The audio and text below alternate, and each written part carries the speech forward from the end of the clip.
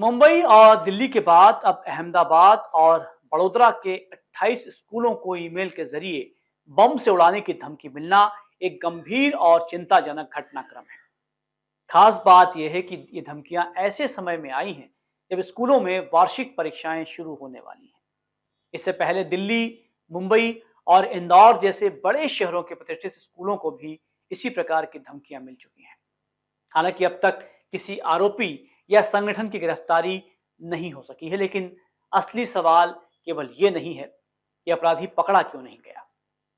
असली चिंता यह है कि बार बार स्कूलों को ही निशाना क्यों बनाया जा रहा है, और वह भी शहर के बड़े स्कूलों। ये सवाल वाकई लाजमी है।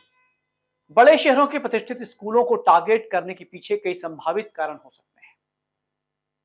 प्रशासन पर तुरंत दबाव बन जाता है, राष्ट्रीय स्तर पर सनसनी फैल जाती है, प्रशासन तंत्र की परीक्षा भी हो जाती है कि वो तंत्र कैसे काम कर रहा है।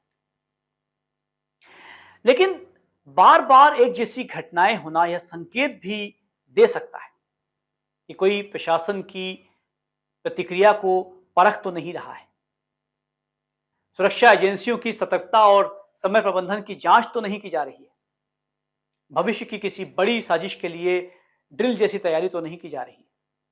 इतिहास गवाह है कि कई बार आतंकी या संगठित अपराधी पहले फर्जी या अन्य गतिविधियां फैलाते हैं और उसके जरिए सिस्टम की प्रतिक्रिया को समझने की कोशिश करते हैं।